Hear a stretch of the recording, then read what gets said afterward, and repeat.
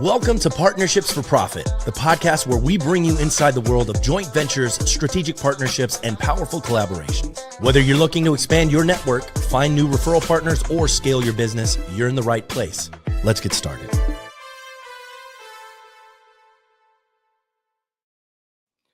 Welcome to Partnerships for Profit. Today we are joined by Gregory Klein-Hertzel, who is the owner and CEO of ConnectivTech. Gregory, welcome to the show. Thanks for having me. Can you start off telling us a little bit about yourself and a little bit about ConnectivTech? Absolutely. So ConnectivTech was founded a little over 7 years ago. And what we actually found was a lot of businesses were trusting the wrong partnerships and spending a lot of time and money wasted when they're going through the vendor selection process, right? And so there's a lot of studies out there and stats around the amount of money that's being wasted when relying on RFPs and Google reviews and, trying to figure out what your competitors are using, right? And so what we are now is basically an outsourced procurement department for businesses, right? So just like all the Fortune 500 have in-house, they have dedicated departments towards procurement and purchasing. But even they're relying on RFPs and purchasing and numbers and reference checks to make the right decision, right? Which are horrible ways, right? And so what we've done is actually created a list of over 600 vetted, approved, and tested potential vendors or partners of a business, right?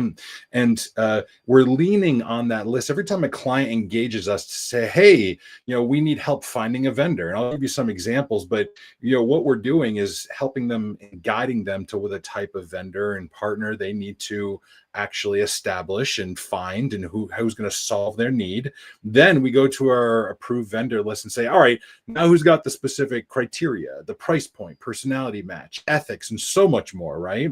And we're lining up 1, 2, 3, 4, 5 vendors to meet the client, walk them through the quoting process, and eventually helping the client select and onboard.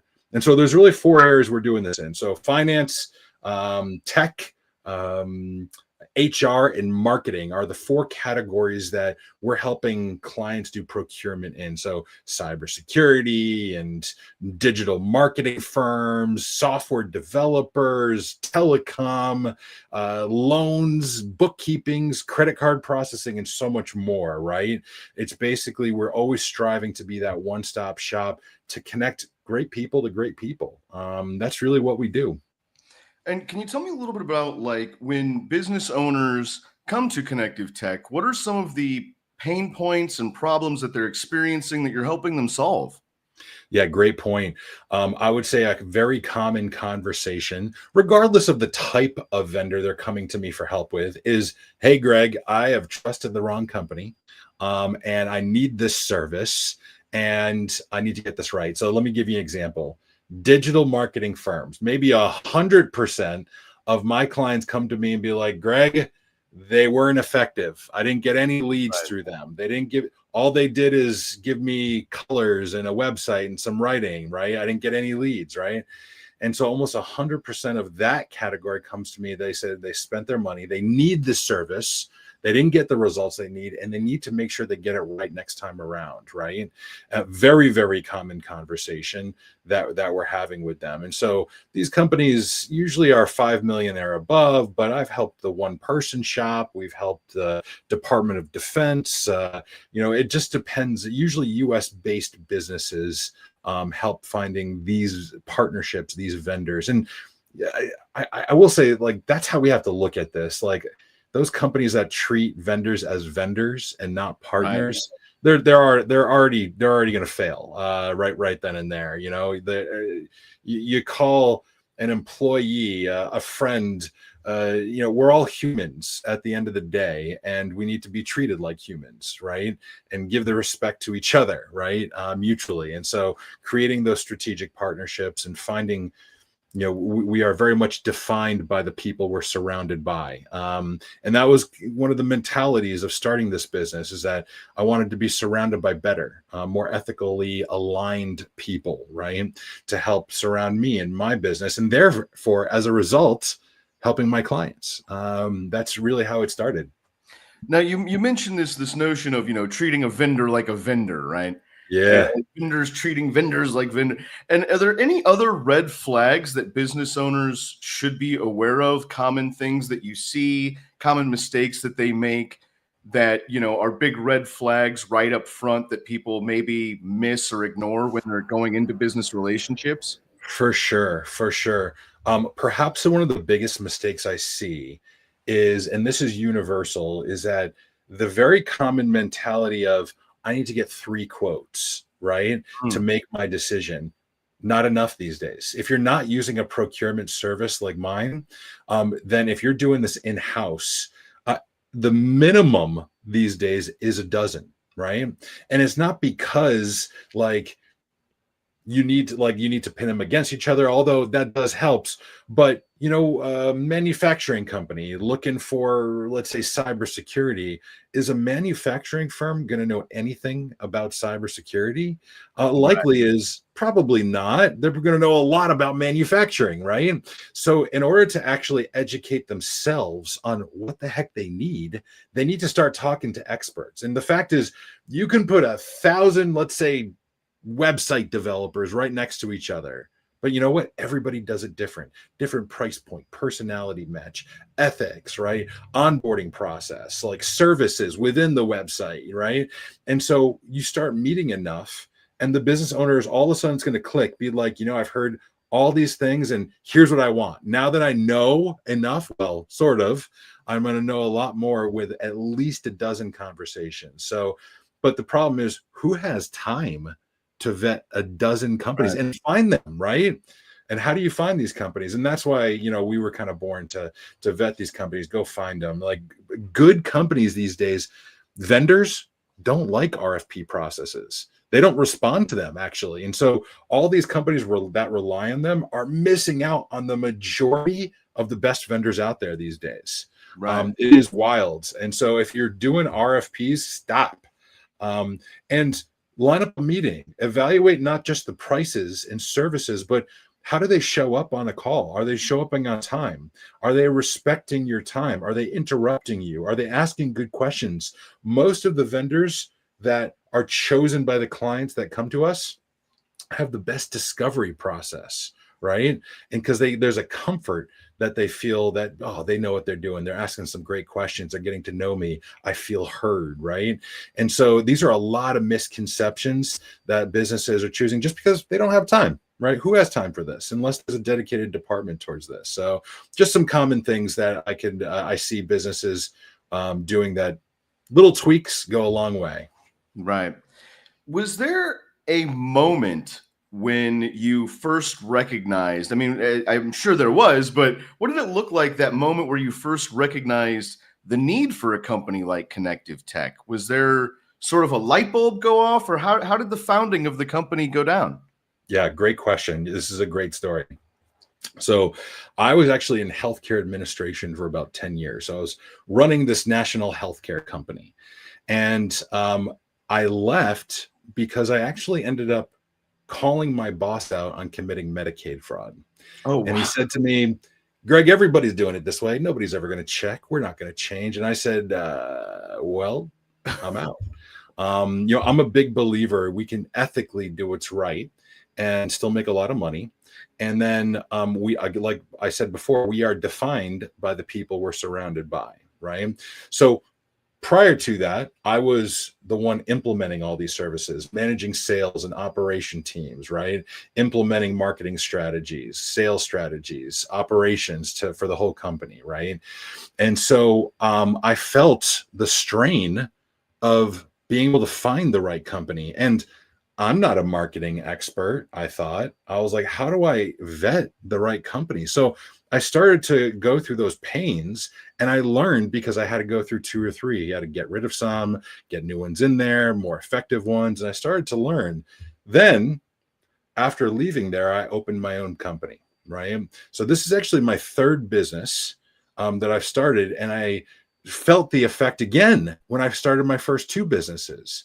And then this was born within this company. I separated it out, And I started becoming a huge networker, right? And I started to not only like research are other companies having the struggle, but there's a ton of data out there about how much the companies are failing selecting the right software, or understanding the process of how to implement software, or find the right vendor, and how they have to cycle through 2 or 3 or 4 of these before they land on the right one and land, and all the money they're losing.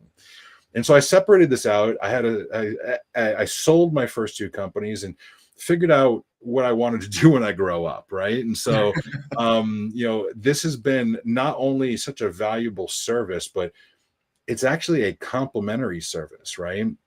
For clients, I designed this to make sure that we are only successful if we're making the right matches and partnerships, right?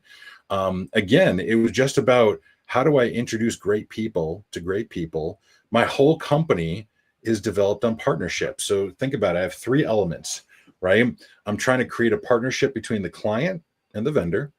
It's also my job to make sure the vendor's only talking to the right clients, because good vendors know their sweet spot, right? Maybe size, maybe location, maybe industries, right? Not every vendor is going to be a good fit for every business that needs that service. But we also have a huge referral program, right? So it's my job, right? We are who we are who we introduce to our clients, right? And so if I'm getting referred in, it's my job to make whoever referred me in look like the hero, right? And so that's my whole company is just founded and built on partnerships. And I wanted to create something that was a little more ethically aligned, where I can help people earn revenue. We can help clients grow their company, but everybody wins. It's a win-win-win situation for everybody touching ConnectivTech. That was really what I was trying to strive and build on. And we've really fell into something that is exactly that, but with the right partnerships, right? Not everyone's going to see the value in you and see it. That's fine. You have to surround yourself by the people that see the value in you, and then build off of that, right? Absolutely. Totally. That's why this is Partnerships for Profit podcast right here. I love it. I love it. That's what it's all about. And I think it's really interesting that, you touched on, things aligning with your ethics. And can you talk a little bit about how your ethics leads into the company's sort of people first philosophy? Yeah. And how that developed?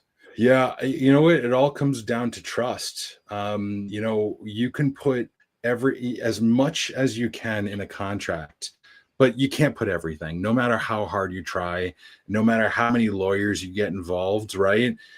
If ultimately at the end of the day, if you're building a partnership and you look at them and you can't say, I think there's potential to build this relationship, to build some trust here, and you can't do what's right by each other, there is no business together. It doesn't matter what ink to a piece of paper we have, right?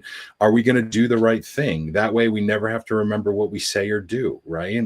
If I refer somebody in, are they going to block me out? Are they going to talk the client out of using me? Or are we going to collaborate together, right?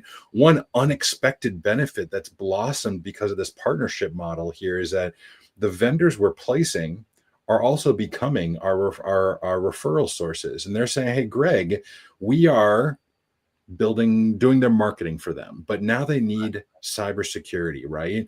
Well, there's a little overlap with that when it comes to emails, right? They're both touching emails in some way, in some form, and there needs to be some kind of collaboration. So the marketing company is like saying, Greg, not only can you help this company and make sure they're talking to the right people, but can you make sure whatever other vendors are talking to my client will come in and complement us, right? Because there's no one way with tech. There's no one way with marketing, right? In finance, there's let's figure out the best way for this company. And sometimes I'm a big believer of, if we're not partnering, we're dying, right? And so we need each other to win with clients and to make each other look great and things like that. And I think the ones that really understand that and leverage that have some very fast growth, for sure. Absolutely. And be that resource. Imagine being a resource for clients and just being that Rolodex. I'm dating myself by saying Rolodex, by the way. But if you're that Rolodex and say, I got a guy, I got a girl, right? Who they come to you as a resource. Imagine how powerful that is, right, that we can all win together, And we've talked a little bit about what it is that connective tech does for companies, but what does it look like when a business has a real need for a company like connective tech for your services, but they don't pursue that and they just keep on sort of going doing the same thing they've always done? What does that look like? Yeah, sometimes there's a lot of reasons. I think the first thing that we do is we have to do a full discovery process every time we go in there. Even if they're coming to us for a specific need, we got to look at the whole company. If we are going in there to help with marketing and not looking at tech and HR and finance, right? They all kind of have an effect on each other, right? They're all Right. connected. Especially when you look at tech and operations, right? You can put in if you put in tech to a bad operational company, it makes Mm, it worse. If you put in tech to a great operational company, it makes it better, right? It makes it so they're all kind of intertwined, right? But here's the thing: things change in a company, right? So we've been through the process, and all of a sudden they get acquired, or they go out of business, or maybe the owner was just too involved and is really not educatable. I know everything, you can't teach me right. anything. We can't help everyone, and certainly I'm not saying we've never messed up, but the longer we're in business, the less, the odds are, the matching rate for vendors and clients is now over 90% long-term matches for clients now. It's insane. These matches that we're creating, even on like businesses needing investors or loans, right?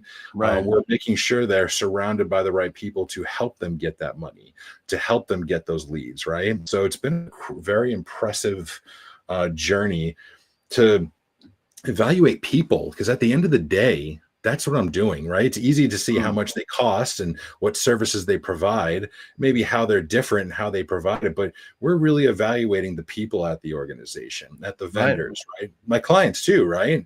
I've had to fire a couple clients here and there because maybe they were just bullies to to the vendors we were placing in there.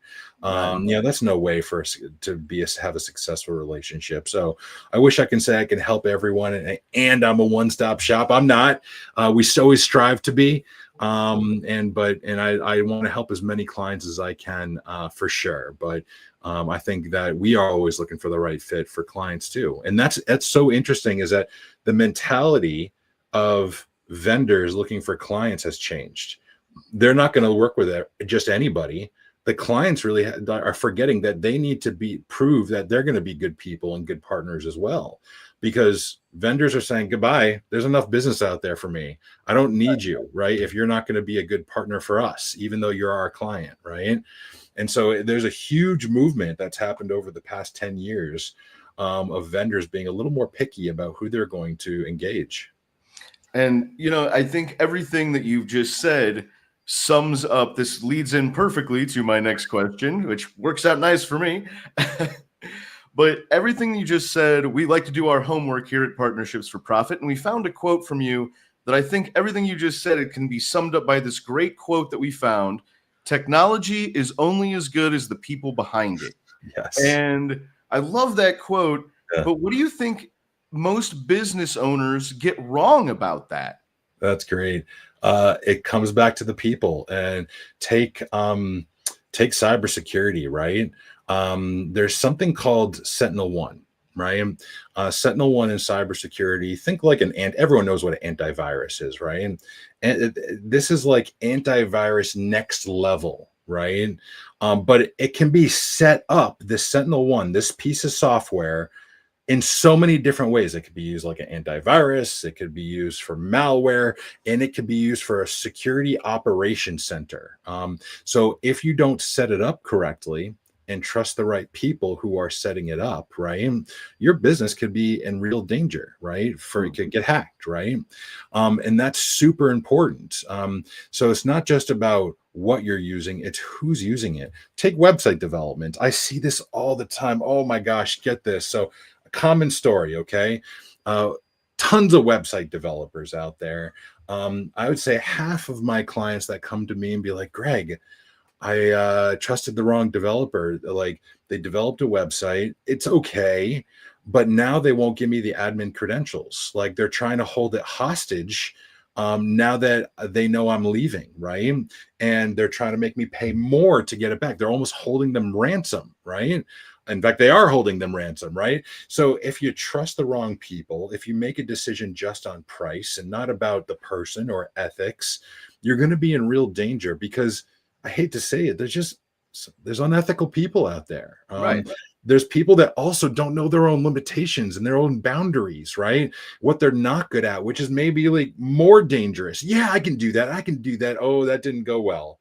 Now it's going to be getting you in more trouble, or you go down a path and you got bad advice, and now it's going to cost you more money, right? And so anybody can pick up a computer and say they do something, but to really evaluate their experience and listen to how they talk and how they ask questions, you don't need to be an expert to evaluate talent. You feel it, right? If you just ask questions and get to know them, right, more.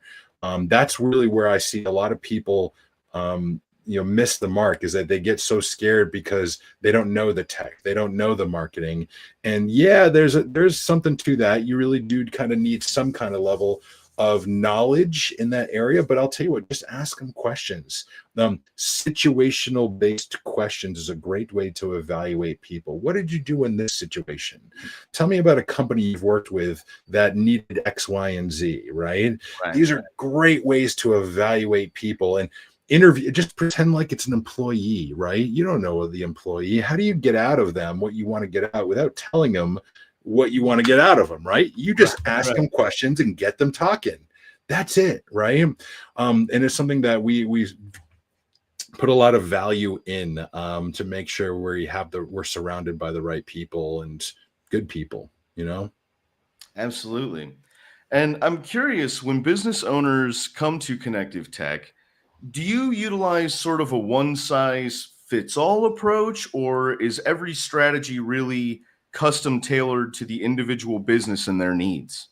Great question. And the answer is the latter. We have to customize a solution for every single business that we're out there, right? I'll give you an example. Okay. We do a lot of, or I should say, the vendors I have do a lot of implementations of Salesforce, okay, for businesses. You can put 20 businesses, 100 businesses, doesn't matter. If you implement it correctly, even if it's the same exact industry, the Salesforce is going to be customized differently for every business, because there's different operational processes, different people accessing it, different software you're using to connect to Salesforce, right? So if you're doing this properly, you're actually customizing that solution. Even though they're all using Salesforce, it's not just a plug and play, it's a setup and customization for every single scenario. Plus, like I said before, not every vendor is a good fit for every client. You kind of have to match personality. Who are you going to work well with, right? That's a huge thing. Who's going to be a good partner, right, for you? Yeah. Can you share with us, when you think back on all of the clients and businesses you've helped with ConnectivTech, can you share with us, is there a story that maybe stands out of a client or business that you really saw a positive transformation in as a result of your help and guidance? It's interesting. I have a couple stories that came to mind. So I can certainly go back to some growth where we've helped them, like, with the right vendor, and finally seen growth, and they've gone to 1 million to 10 million. Oh, wow. But one situation was the first thing that popped into my mind, is a cybersecurity situation where we helped a state with the vendor selection process. And at the end of it, they're like, my second cousin's former roommate knows a guy, and, we're just going to go with him on this. And all he really does is, it's going to be a lot cheaper. And, we can call him up. He's local, and we're going to do this. We're going to use him. Okay. So fast forward 6 months, I get a call and be like, I think we're in a ransomware situation. They got hacked. A state, Oh, wow. more specifically, a police station, got hacked. And we sent in a forensics team. So now it's costing them more money because they didn't trust the right provider. They found out at the end of the day that It was a state official who had access to the city server that was located at the police station, had admin access along with many other people. They didn't give access the right way. That computer that the state official was using got hacked, got access to these admin credentials, and got into the police station server. And so through forensics. And so not only do we have to kind of manage the logs, fix the situation, then the police station had the obligation. They had to spend more money and reach out to everyone that was affected, the whole city, and say there was a breach, and they had to get lawyers involved. And then they had to come back and select a new provider to help them with their security, right? So that one decision of going for the cheaper route, because a guy, cost them a lot of money to do that. And we still tried to get the best prices possible throughout the whole journey, but just because they went the cheaper route and didn't go the direction we were trying to coach them, it ended up being a very costly decision. Right. And I mean, that's wild. That is a wild story. Yeah. So prepare, because this is my big loaded question. I'm sorry, I have to ask it. But the fact that you work in the tech space, the fact that ConnectivTech operates in that space, what is the impact of AI and the emerging technologies having upon that space? And how can business owners maybe leverage that? What sort of things should they be aware of? What is the impact of AI looking like? I'll try not to go too deep down a rabbit hole here. So great question. It's such a buzz right now, right? Right. It's such a buzz. And I think that's the first thing people have to realize. It's trendy. Okay. Right. And that you have to be very careful. Lately, what's coming out is a lot of cybersecurity breaches because they're not setting up their AI technology the right way. People are putting a lot of information into a lot of open AI platforms, and hackers are getting a hold of it and therefore getting into other stuff because of it, right? And the second thing we have to keep an eye on right now is that there's some confusion, right? AI sometimes gets confused with automation, right? And if you think that sometimes automation can be AI, but not all automation is AI, right? If we think about how to automate a business, right, and connect software together, get rid of spreadsheets, get rid of all the manual data entry, right? And yes, there are some AI solutions out there and some really amazing non-AI solutions out there as well. Right. There's AI is not necessarily the best choice, but if leveraged properly and implemented properly and safely, it could change a business, right? If everyone looks to exit someday a company, right, and it's usually based on EBITDA, right? And so they look at your finances and they say, oh, you're at $100,000, $1 million, 12 million in EBITDA, right? Well, you're going to get a 2 or 3 multiplier of your EBITDA for your exit. But if you operationally run this business so it's flowing, your overhead goes down because you don't need as many employees. If you leverage automation for your marketing, you got good lead gen that comes in, and it's into your CRM, automatic outreach, right? There's some amazing things. Your valuation goes up, right? Instead of going 2 or 3, now you're getting 6, 7, 8 times your EBITDA for an exit plan, right? There's great ways to leverage this to make your business. I always tell business owners, make yourself indispensable by making yourself dispensable, right? Like if the business has to rely on you, you're not going to be able to sell the business that very well, or maybe even at all. But if you can remove yourself and the business still grows, wow, that's a very valuable business for the next owner, right?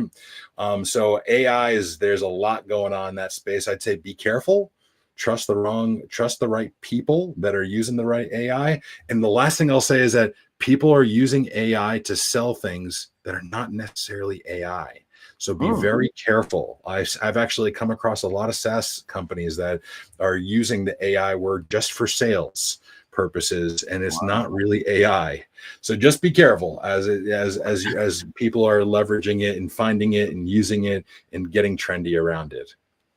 Now, I'm curious, I mean, there's like these mistakes that you mentioned, that people are making around AI and around that. And I'm curious, is there a common mistake that, maybe you've seen business owners make, maybe you've made the mistake yourself?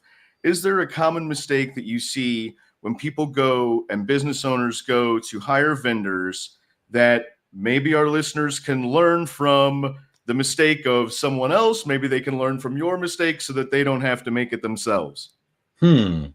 For just vendors, or with Or AI, going to or hire vendors, or anything in that space, I guess, really. I mean, is there something that comes to mind? common mistakes when it comes to AI and just general vendors. I would say, um, um, I And have. Oh, go ahead. oh, I was going to say, especially because, there's so much. I mean, people are very hesitant to use AI, right? Yeah, Like, and there's a lot of, there's not a lot of legislation around AI there yet. is. So, do people need to be careful in that space, or, you Yeah, know, I would say so. I would absolutely say, do your research, and start looking things up, Googling things, use Chat GPT just to do research and pull things. Look at the company itself. I think that if you're evaluating an AI vendor, a really great technique is actually to evaluate, do they have W-2 employees? Is it mm, all under a contractor model? How long have they been in business? You want to lean towards those W-2 companies that have hopefully been there for longer than 3 years, right? I'm not saying that's a universal thing, but I would say trendy wise, like maturity wise, operationally wise, if they make it past that 3 year mark, maybe that past that 5 year mark, the longer the better, right? yeah. So I do see that the clients not really looking into the type of tech, how that relates to their own software. Are these AI vendors making them change their technology to accommodate the vendor? Or are they Right. trying to customize it to their own business, right?